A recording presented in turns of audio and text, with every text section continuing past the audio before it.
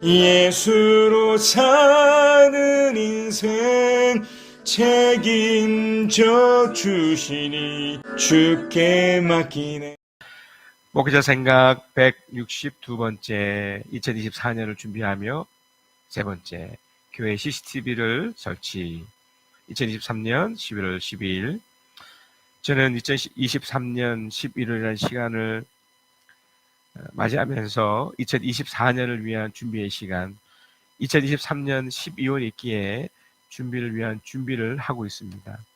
그 처음은 이번 주에 있을 2024년을 위한 우리 교회 기도회를 하는 것입니다. 표현대로 2024년의 시간을 곧 맞이할 텐데 그 시간 속에서 하나님이 하실 일을 기대하고 미리 기뻐하는 시간을 가지려고 합니다. 또한 이 시간을 준비하기 위해 2023년의 시행착오 같은 시간들을 점검하면서 잘못되었다고 인식된 것들은 과감히 바꾸고 도전할 것입니다. 그리고 두 번째로 단순히 어떤 생각이나 바람, 어떤 일이 이루어지기를 바라는 마음이 아닌 성경을 통해 받은 지침을 받을 예정입니다. 우리는 계속해서 바이블 타임이라는 소책자를 이용해 이 훈련을 해오고 있습니다. 아직 훈련이 덜 되신 분들은 더 훈련하셔서 성경에서의 하나님의 인도하심을 배우시고, 이미 훈련이 되고 있고 적용이 가능하신 분들은 본인 각자마다 성경을 통한 인도하심이 분명히 보이실 것입니다. 그래서 2023년 11월은 2024년 시간에 씨앗을 뿌리기 전 그 씨앗을 준비하는 시간이 될 것입니다. 여기에 덧붙여서 중요한 두 가지 전제가 있습니다. 하나는 순수해야 합니다. 하나니까 하는 것이 아니라 생각을 하고 자신의 모습을 분명히 인식한 채로 기도회에 임하시고 말씀 앞에 서시면 됩니다. 또 하나는 자발적인 모습입니다. 시간을 정해두었지만 부득불 그 시간에 중요한 일들이 있을 수 있습니다. 그러기에 기도회 설교 영상을 바로 올릴 예정이니 이후 시간에 참여하셔서 나름대로의 의미 있는 시간을 가지셔야 합니다. 이유는 분명합니다. 앞으로의 시간을 가치 있게 쓰기 위해서입니다. 시간은 절대 잡을 수 없고 흘러가다가 어느덧 마지막 시간까지 가버립니다. 그러기에 시간을 붙잡고 시간을 아름답고 가치 있게 사용하시기 바랍니다. 이런 준비를 위한 준비의 시간을 가지면서 구체적인 다음을 준비하려고 합니다. 2024년에 혹시 있을 수 있는 안전사고에 관해서입니다. CCTV를 달려고 합니다. 마음은 청춘이지만 나이 드신 분들이 있고 어린아이들이 태중아이까지 포함해서 무려 5명이나 됩니다. 뛰어다니며 즐겁게 웃는 모습이 참 좋습니다. 그런데 이 아이들이 또 연로하신 부모님들이 교회 건물에서 넘어지거나 다칠 수 있습니다.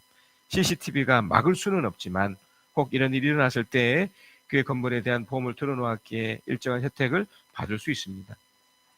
얼마 전 우리 교회 주차장 옆에서 가벼운 접촉사고가 있었고 수시로 이런 사고가 발생합니다. 다행히 CCTV를 가리기 위해 울산시에서 설치한 CCTV가 있지만 수시로 돌아가고 우리 교회 주차장 안쪽까지는 알기가 어렵습니다. 앞으로 있을 사고를 예방하고 CCTV를 가리는데 CCTV는 필요합니다.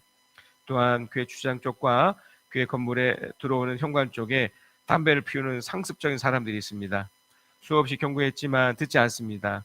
그 사람들은 이곳에서 담배를 피워도 된다고 생각하는 듯합니다. 이런 경우도 CCTV가 예방될 것 같습니다. 실제로 촬영이 되고 금연 건물에서 담배를 피울 때 법적인 제재도 받을 수 있기 때문입니다. 이전에 우리 교회에서 화분을 도둑맞았을 때에 경찰들에 의해 CCTV를 이용해 하루 만에 찾게 된 경우도 있었습니다. 그리고 오래된 건물이지만 CCTV가 괜찮은 건물로 보이게 합니다. 외부에서 볼 때 저 건물은 무엇을 지키려 저렇게 CCTV를 달까라고 생각할 수 있습니다. 대부분의 사람들은 무관심이겠지만 우리 스스로 이 건물에 대한 자부심을 가지기 위해서입니다. 누군가를 감시하기 위해서가 아니라 우리가 하나님으로부터 지켜지고 있고 보호받고 있다는 것을 CCTV로 나타내고 싶습니다. 앞으로 언젠가 이 건물이 노후화가 심해 어떤 조치를 하게 될 때가 오겠지만 하나님을 지켜주시는 교회 건물을 기대합니다. 2024년도에도 하나님이 나와 우리 성도들 한 사람 한 사람을 지켜주실 것이며 우리가 모이는 이 건물에 대해서도 지켜주실 것입니다.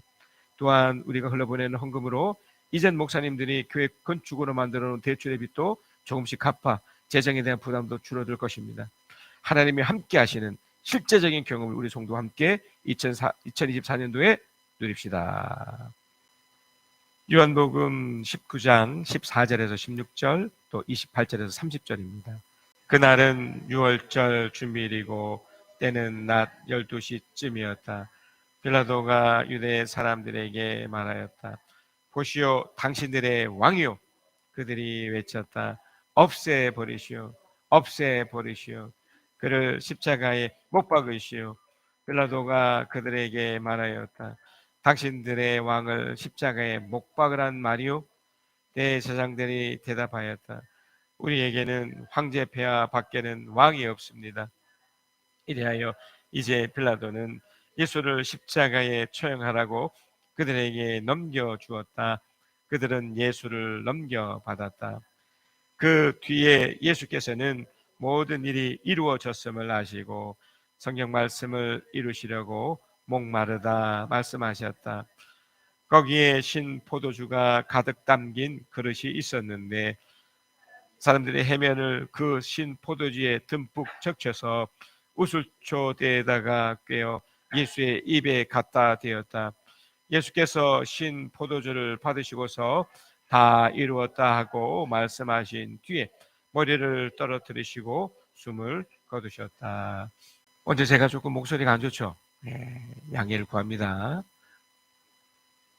몸살이 조금 있어서 괜찮습니다.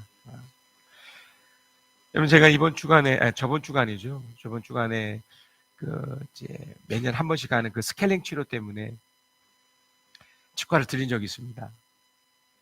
그런데 제가 이제 이전에 일을 조금 길게 하는 바람에 4시 30분에 약속을 했는데 내가 부랴부랴 갔는데도 무려 30분이나 늦게 간 거예요. 이게 제가 버스를 타고 갔으니까 버스를 타고 또 한번 환승을 해서 이렇게 가야 되는데 그 과정에서 이걸 놓친 거예요. 그래서 제 마음으로는 물론 전화를 드렸죠. 그랬더니 또 전화도 받지 않고 마음이 너무 분주하고 왜냐면 근데 예약제로 하는 것이라서 요 시간을 놓치면 이제 5시 타임에 또 있는 분이 있으면 내가 거의 뭐 1시간 많게는 2시간까지 기다려야 되는 거예요. 그 예약자가 빌 때까지. 그러니까 아이고 큰일 났다 싶어서 하여간 갔습니다. 갔는데 제가 30분이나 늦었는데 제가 바로 이제 치료를 받게 딱 됐던 겁니다. 알고 보니 제 다음번에 있던 분도 캔슬이 된 거예요. 그리고 더 놀라운 것은 치과에서 가장 우리 유정이처럼 정말 멋진 그 간호사가 제 이빨을 스캔을 해주었습니다. 가장 잘하시는 분이죠. 그러니까 제가 느꼈던 것은 바로 그겁니다. 하나님이 어쩌면 저에게 이 시간 제 입장에서는 늦어서 좀 이렇게 혼란했었지만 하나님의 반대를 주신 거죠. 역설을 주신 겁니다. 그래서 어떻게 보면 그것을 통해서 하나님이 저에게 새로운 기회를 주셨던 거죠. 여러분, 이 역설이라는 게 참 중요합니다. 우리 인생 속에도 다 역설이 있거든요. 그러니까 또 다른 논설이죠. 그러니까 기존의 자기가 말하는 것과 또 다른 반대적인 것을 말합니다. 겉으로 보기에는 명백히 모순되고 부조리처럼 보이지만 그 속에 또 다른 진실이 담고 있다는 거예요. 그러니까 뭔가 대단한 것처럼 보이는 건데 또 다른 무엇이 있는, 그러니까 우리 인생 속에 이것이 있는 거죠. 제가 이제 저번 주에서 이번 주에 이 내용 속에도 우리 주님의 이 역설과 반전과 이 놀라움을 보고 싶습니다. 먼저 가장 강력했던 것은 바로 빌라도의 역설이에요. 빌라도가 어떤 면에서는 최종 결정권자잖아요. 당시에 총독이었기 때문에. 그래서 이 사람이 결정이 있어서 어떻게든 이 예수를 죽여야 되는 그 제사장들 입장에서는 이 사람의 결정에 따라서, 그런데 어떤 반전이 생기냐면 이 빌라도는 예수를 죽이고 싶지 않은 거예요.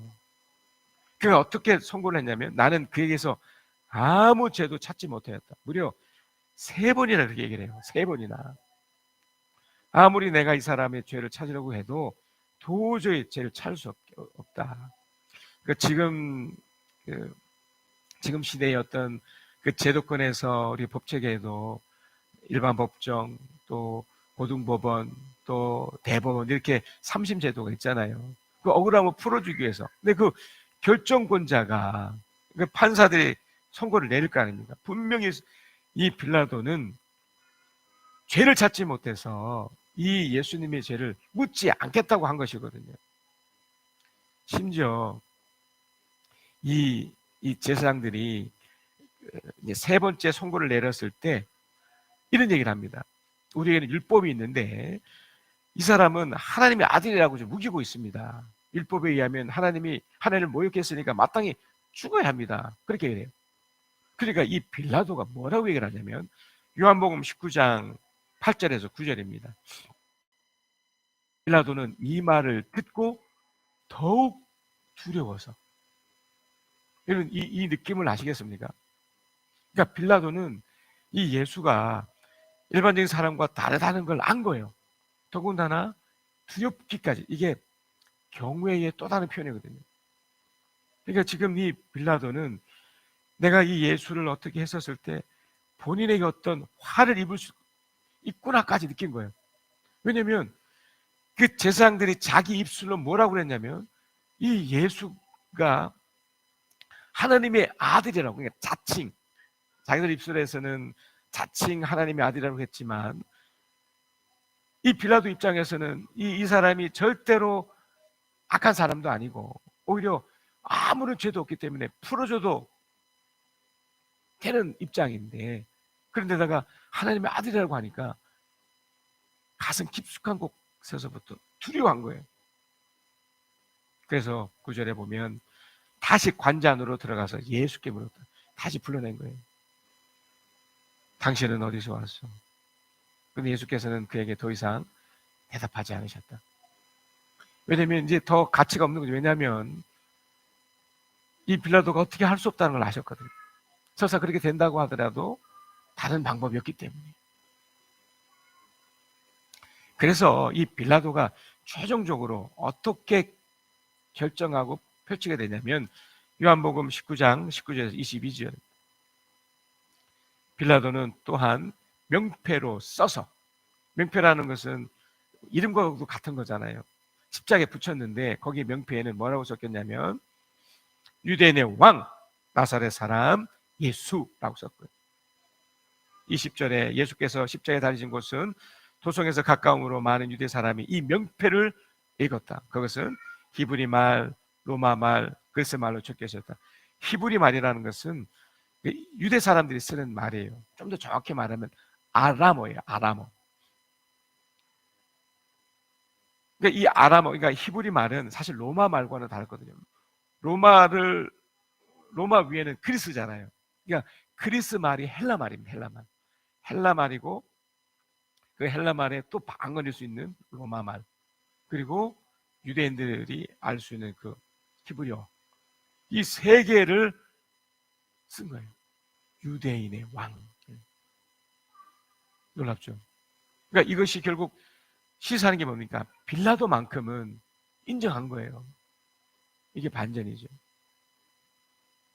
유대 사람들의 대제사장들이 빌라도에게 말하기를 유대인의 왕이라고 쓰지 말고 자칭 유대인의 왕이라고 쓰십시오 하였으나 22절 함께 읽을까요? 시작. 빌라도는 나는 쓸 것을 썼다 하고 대답하였다. 여러분 어떻게 생각하십니까? 제가 저번 주에도 그 역사를, 이 빌라도 역사를 설명하면서 내부적으로가 문제였던 거죠. 외부적으로는 문제가 없었던 거예요. 제사장들은 어떻게든 자기들의 이런 것을 이용해서 예수를 죽이라는 그 과정에 최종 결정권자는 물론 그 배후에 우리 주님이, 우리 성부 하나님도 계시지만 빌라도가 결정권자니까. 근데 빌라도가 아니라는 거죠. 예수님은 지금 이 빌라도의 이 역설 속에서 어떤 반응이었을까요?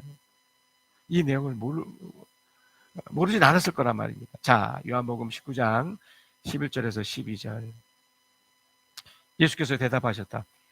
위에서 주지 않으셨더라면 당신에게는 나를 어찌할 고난도 없을 것이요. 그러므로 나를 당신에게 넘겨준 사람의 죄는 더 크다 할 것이요. 그러니까 어떻게 보면 예수님은 빌라도는 인정해 주신 거예요. 하지만 그걸 막 어그러지면서 더 하려고 했던 그 제사장들은 더 죄가 크다. 12절. 이 말을 듣고서 빌라도는 예수를 놓아주려고 있었다. 아셨죠? 빌라도는 이런 사람이었습니다. 대부분의 믿지 않는 사람들, 하나님을 모르는 사람들이 대부분 종교에 무관심이고, 이 기독교, 우리 교회에 대해 또 하나님의 사람들이 무관심하지만 그 중에 이렇게 빌라도처럼 이렇게 우호적인 사람이 있어요. 다른 복음서에 의하면 이 빌라도의 아내였던 이 아내가 꿈을 하나 꿉니다. 그 꿈을 통해서 저 사람을 놓아주라고 이렇게 빌라도에게, 남편에게 얘기를 할 정도였거든요. 굉장히 우호적이죠. 그러니까 이 사람이 그런 마음을 가졌지만, 그러나 유대 사람들은 이 사람을 놓아주면 총독님은 황제 폐하의 충신이 아닙니다. 자기를 가리켜서 왕이라고 하는 사람은 누구나 황제 폐하를 반역하는 죄입니다 하고 외쳤다. 그러니까 어떻게 보면 빌라도도 어쩔 수 없어서, 그래서 여기서 빌라도가 어쩔 수 없는 결정을 내릴 수밖에 없었던 거죠. 당시 정치적 상황 때문에 사실은 이렇게 하면 안 됐던 건데 이렇게 했던 거죠. 결국 이걸 통해서 우리가 알 수 있는 한 가지는 뭐냐면, 하나님이 우리를 향해서 어떻게 하기를 원하시는지를 우리는 봐야 되는 거예요. 자, 그렇다면 이 제사장은 어떨까요? 이 제사장들도 역설이 있습니다. 이 제사장들의 역설은 뭘까요? 이렇게 되면 끝이 날 것 같았잖아요. 예수를 죽이면 끝이 나고 뭔가 틀려질 것 같고 뭔가 잘못될 것 같았는데 완전한 역전이 또 되는 거거든요. 그들이 예수를 죽이면 끝날 줄 알았는데 그렇지 못했던 겁니다. 사실 여러분, 이 지도자들은, 이제 그 당시 이 지도자들은 사실 엄청난 사람들이에요. 그 당시 그 예루살렘 인구가, 그러니까 유대 지역의 지금으로 치면 수도와 같은 곳인데, 이 예루살렘 인구가 2만 5천에서 3만 5천 정도 됐거든요. 이 많은 사람들을 대표하는 사람이 필요했거든요. 그게 바로 사내들인 공회의 사람이었어요. 그러니까 유대인의 최고 기간에 약 71명 정도의 사람이 필요했습니다. 70명이었고 그 중에 이제 대제사장 의장으로 있는 거예요. 그러니까 71명이죠. 그러니까 엄청난 사람들이죠. 그 민수기에 보면, 민수기 11장 16절에 보면 주님께서 모세에게 대답하였다. 이스라엘 장로들 가운데서 내가 백성의 장로들 또는 그 지도자라고 알고 있는 사람들 70명을 나에게 불러오너라. 너는 그들을 데리고 회막으로 와서 그들과 함께 살아. 그러니까 지금 예수님을 죽였던 당사자들이었던 이 제사장들은 사실은 이랬던 사람이에요. 정말 훌륭하고 대단하고 그랬던 사람들인데 어떤 반전이 생겼나요? 예수님을 죽이는 지경이 이르는 거잖아요. 예수만 제거하면, 예수만 죽이면 마치 자기들이 잘 될 줄 알았던 겁니다.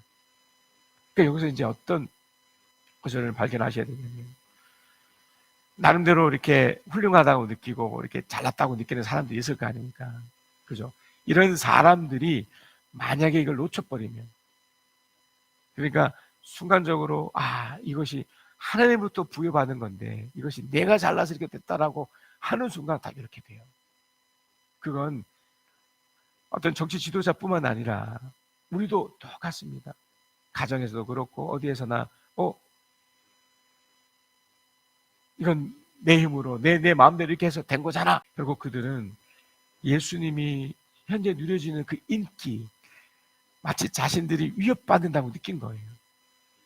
그러니까 이게 하나님께 부여받은 건데 하나님께 부여받은 것이 아니라 본인이 잘나서 된 것이라고 순간적으로 착각해버린 거죠. 그리고 어떻게 됐을까요?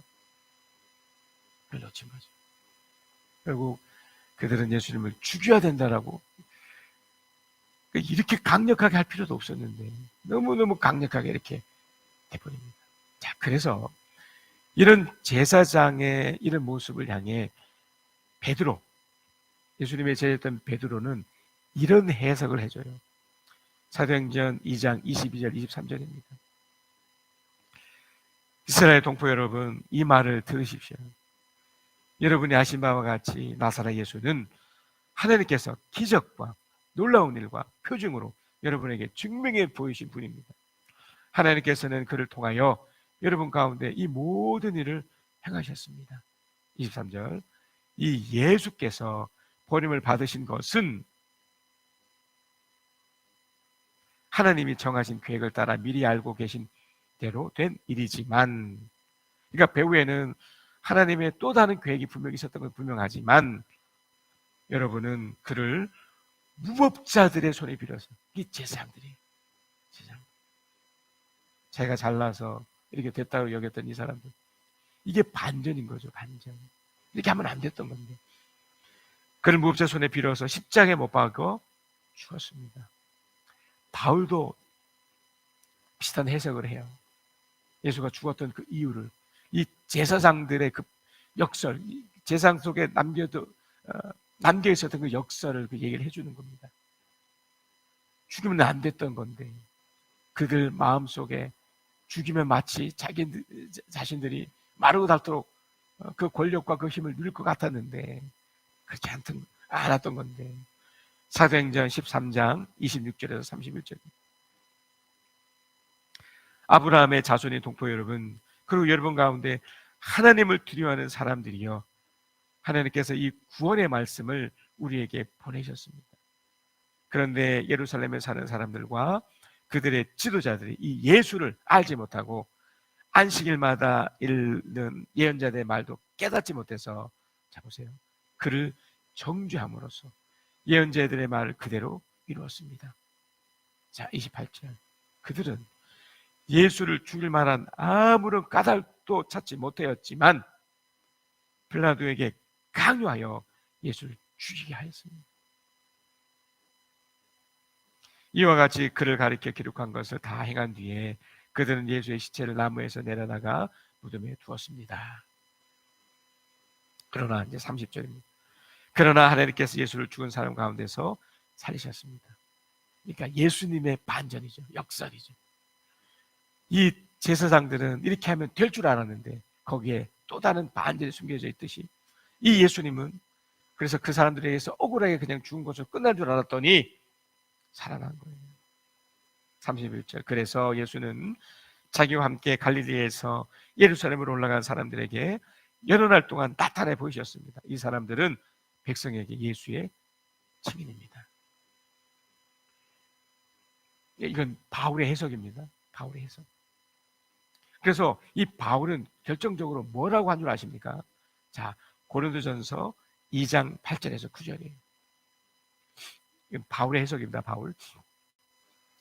이 세상 통치들 가운데는 이 지혜를 하는 사람이 하나도 없었습니다. 그들이 만약 이걸 알았더라면 어떻게 했다고요? 영광의 주님을 십자가에 어떻게 해요? 못 박지 않았을 겁니다. 굉장히 중요한 겁니다. 그러니까 그들이 죽이면 안 됐던 거예요. 그 결정권자였던 그 빌라도가 계속해서 죄를 못 찾겠다고 그랬잖아요. 그럼에도 불구하고 죽여버렸던 이 악한 사람. 그러니까 그 속에 반전이 있다는 걸 이 사람들은 놓친 거예요. 이 지혜를 놓친 거예요, 이 사람들은. 왜 이렇게 됐느냐? 왜 이 사람들이 이 지혜를 몰랐느냐? 9절. 그러나 성경에 기록한 바 눈으로 보지 못하고 귀로 듣지 못한 것들, 사람의 마음에 떠오르지 않은 것들을 하나님께서는 자기를 사랑하는 사람들에게 마련해 주셨다는 것과 같습니다. 제가 아까 축복 나눔 하면서 제가 보석 이야기를 해드렸지 않습니까? 보석만 보여요. 보석만 이 가치와 소중성을 알고서 그렇게 행합니다. 많지 않습니다. 많지 않아도 상관없어요. 보석이니까. 수많은 돌이 있으면 뭐합니까? 그 중에 다이몬드 하나 있으면 다 끝장나는 것처럼 여러분이 그런 보석이 되시기를 그리스도 축복합니다. 예수님의 비유 중에 이 내용을 해석했던, 그러니까 죽이지 않았어야 되는데 그들이 이렇게 하지 않았어야 되는 이 반전을 설명하시면서 예수님이 비유 중에 이런 비유가 있습니다. 여러분, 그 되찾은 아들, 첫째 아들, 둘째 아들이 있었지 않습니까?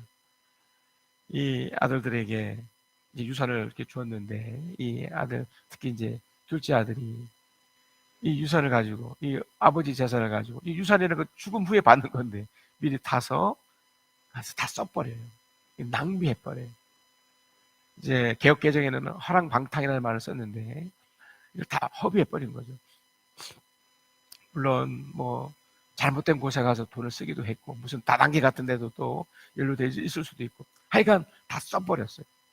다 써버렸는데 이 둘째 아들이 이제 생각하는 거예요. 아, 내가 잘못 생각했다. 그래도 아직 우리 아버지가 살아 있어서 내가 그곳에 가면 그래도 우리 먹는 것은 걱정 없이 먹을 수 있지 않겠나. 그래서 돌아와요. 이게 되돌아오는 겁니다. 근데 제가 주목하고 싶은 건 뭐냐면 이 첫째 아들이에요.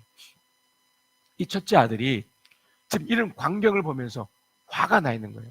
이게 바로 이 제사장의 비유예요. 제사장들은 어떻게 보면 제가 민수기 말씀을 말씀드렸던 것처럼 최고의 사람들이거든요. 훌륭한 사람들이에요. 힘을 줬습니다. 권력을 줬습니다. 부를 줬어요. 특별히 산에 드는 공회원들은 70명밖에 되지 않아요. 예루살렘 인구가 2만 5천에서 3만 명 중에서 가장 최고의 사람을 또 엄청나게 공부해서 그 위치까지 된 사람들이지만 모두 다 인정하는 훌륭한 그 사람들인데, 자기보다 좀 뛰어난 어떤 젊은이가 나왔다고 해서 그걸 못 봐주는 거예요.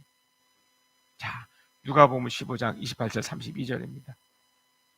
28절. 큰 아들은 화가 나서 집으로 돌아가려고 하지 않았다. 아버지가 나와서 그를 달랬다. 여러분, 이 그림이 보여지세요? 큰 아들이에요. 원래 상속권자 1순위고 모든 건 이후에도 나오지만 모든 것을 다 누릴 수 있는 사람인데, 이 제사장들 그런 사람이잖아요. 근데 둘째 아들이 좀 그렇게 했다고, 뭐 반대적 얘기긴 하지만 그렇게 했다고 막 화를 내는 거예요. 여기서 원어적으로 이 화는 그냥 화가 아니에요. 그냥 아버지가 무한할 정도로 막 그렇게 화를 내버리는 거예요. 아버지가 달래죠. 뭐라고 달래시나요? 29절.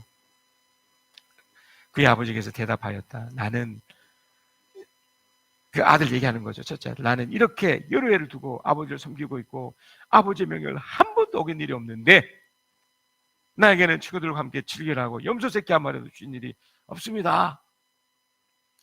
그 제사장들이 세리와 그 기도하는 그 장면에서 나는 일주일에 2번씩 금식하고 이렇게 합니다. 저 나쁜 사람, 저 세리 같은 사람 보세요. 나는 이렇게 하나님께 이렇게 서 있는데요, 마음이 메말라 있는 거죠. 따뜻함이 사라진 거예요. 30절. 그런데 저 창녀들과 어울려서 아버지 재산을 다 삼켜버린 이 아들이 오니까 그를 위해서는 살찐송아를 잡으셨습니다. 말이 됩니까, 아버지? 근데 31절입니다. 아버지가 이렇게 말하였다. 얘야, 너는 늘 나와 함께 있으니 내가 가진 모든 것은 다 네 것이야. 이거 다 네 거야, 이거. 32절. 그런데 너희 아우는 죽었다가 살아났고 내가 잃었다가 되찾았으니 즐기며 기뻐하는 것이 마땅하지 않겠니? 예수가 지치질에 맞았어요. 이 예수는 태어났을 때부터 사생아라고 놀림받았던 사람이에요. 30 먹도록 결혼도 못한 상태에서 부모, 그러니까 아버지 없이 얼마나 놀림을 받았습니까? 자기는 곳에서 저 다세 아버지 없이 산 저 예수쟁이 이렇게 불려졌던 사람이에요. 왕따처럼 살았던 이 사람. 이 사람이 하나님 주신 놀라운 기적을 가지고 산을 고치고 뭘 했습니까? 채찍질을 맞고 어떻게 억울하게 하면, 제사장이라면, 따뜻한 마음이 있는 사람이라면 됐다고, 그만하시라고, 됐다고, 이 정도만 하면 됐다고 기어코 죽이려고 하잖아요. 기어코 죽이려고 해요. 그래서 여러분, 우리가 뭔가 됐다고 여기면 내 마음 가운데 이런 따뜻함과 이런 것이 사라지면 얼마나 위험하나를 보셔야 돼요. 이런 마음이 주님처럼 따뜻하고 좋은 마음을 가지시라고 여러분 노력하셔야 돼요. 그래서 예수님이 어떤 역설이 있는 줄 아십니까? 예수님이 이제 십자가에 달리신 거예요. 이제 죽기 일보 직전입니다. 보통 여러분 죽음을 이렇게 딱 경험하는 사람들의 그 마지막을 보면 참 비참하잖아요. 저는 이제 딱 3번 임종을 봤는데, 그러니까 딱 하고 죽는 딱 그 순간 딱 3번을 봤습니다만, 하나같이 그 명전 현상이라고 막 떨고, 이게 왜냐면 마지막, 이런 표현이 좀 죄송하지만 마지막 발악이에요. 발악. 살겠다는 발악. 모든 사람에게 있어요. 저도 그럴 거고요. 여러분 모두 그럽니다.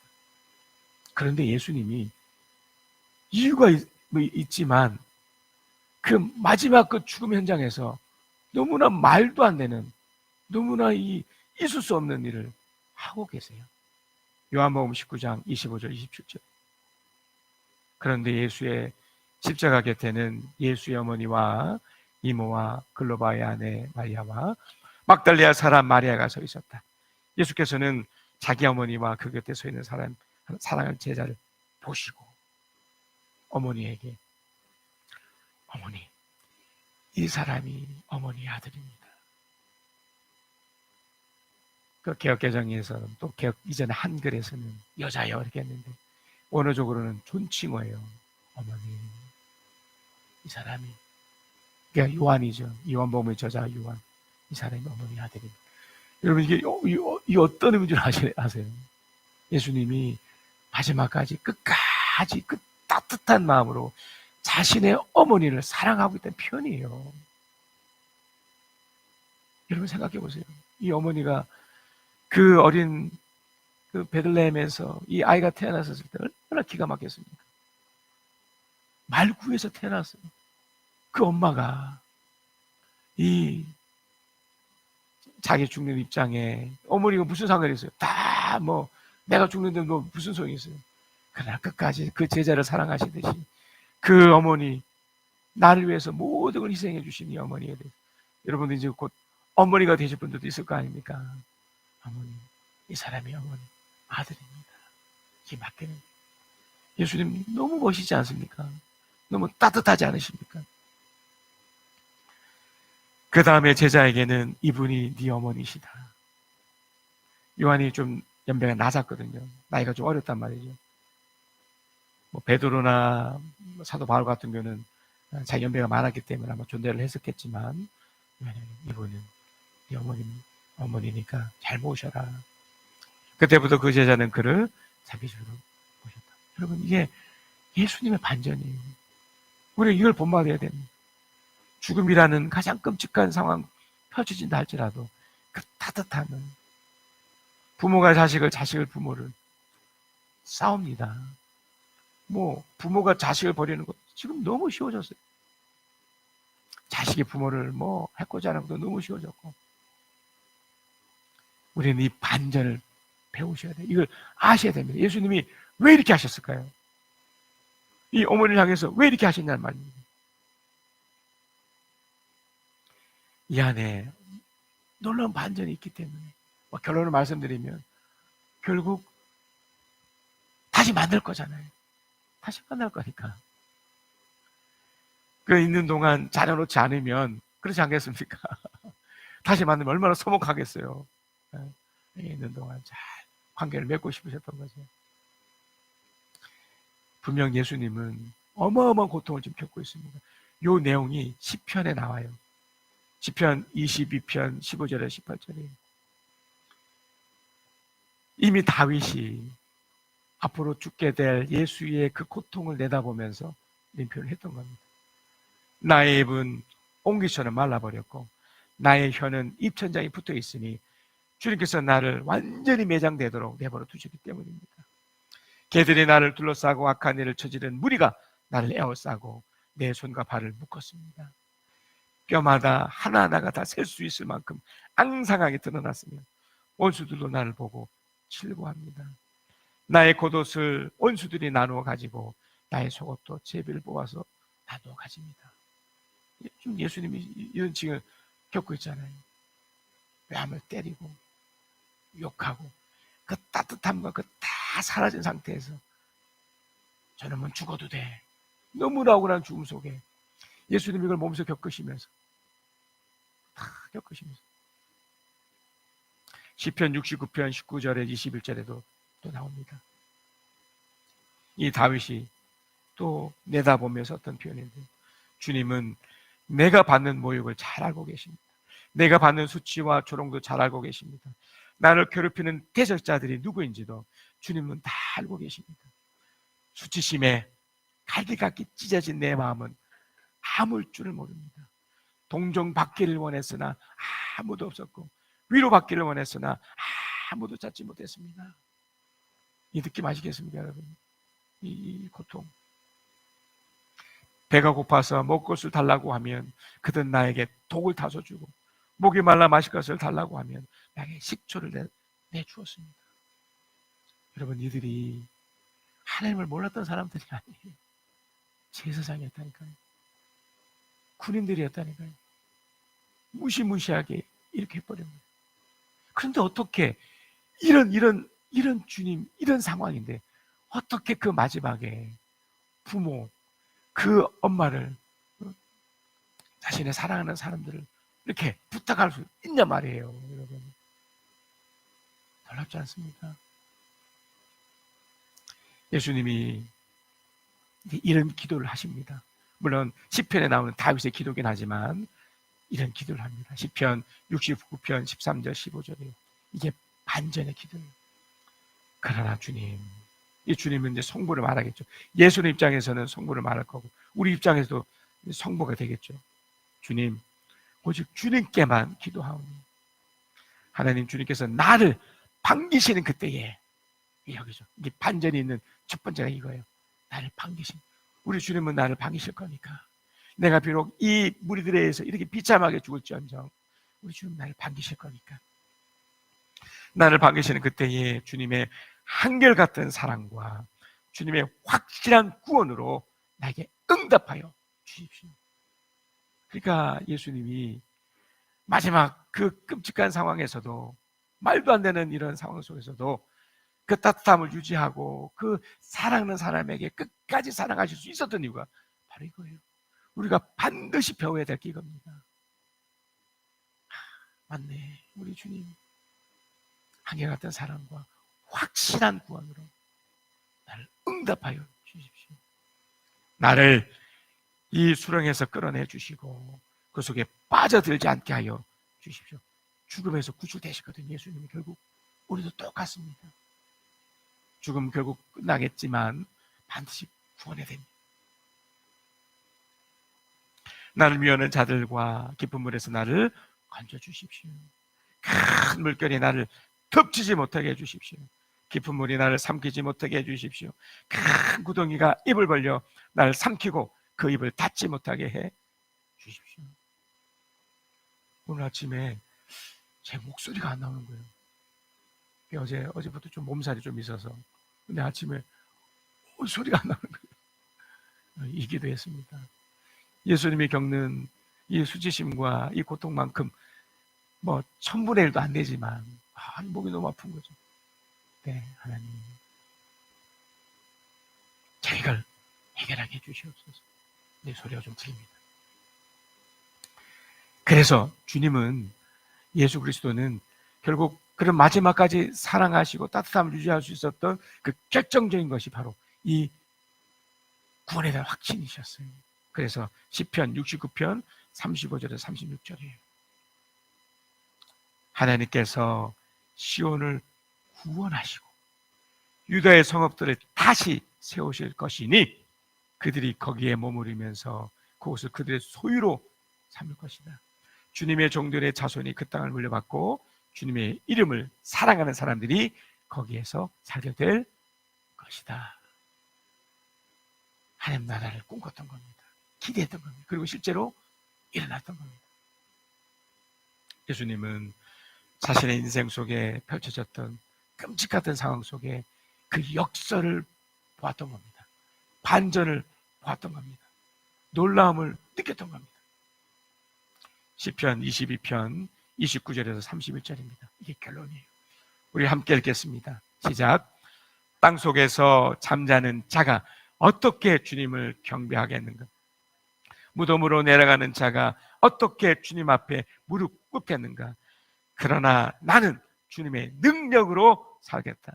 내 자손이 주님을 섬기고 후세의 자손도 주님이 누구신지 들어 알고 아직 태어나지 않은 세대도 주님께서 하실 일을 말하면서 주님께서 그 백성을 구원하셨다 하고 선포할 것이다. 우리 주님은 우리 예수 그리스도시죠. 그분은 이 땅 가운데서 또 구원하실 뿐만 아니라 이후에 우리가 언젠가는 겪게 될 그 죽음에서도 구원하실 겁니다. 그 끔찍하던 순간은 정말 순간일 거고요. 그러나 그 구원은 영원할 겁니다. 그거를 이번 주간에도 누리시길 그리스도 이름으로 축복합니다. 내 주님 살아계시기에 다시 오실 주님 날기에 내 주님 살아계시기에 영원하신 통치 나 믿기에 내 육신 후회하나 내 눈은 주 바라보리 내 주님 살아계시기에 그날의 주와 함께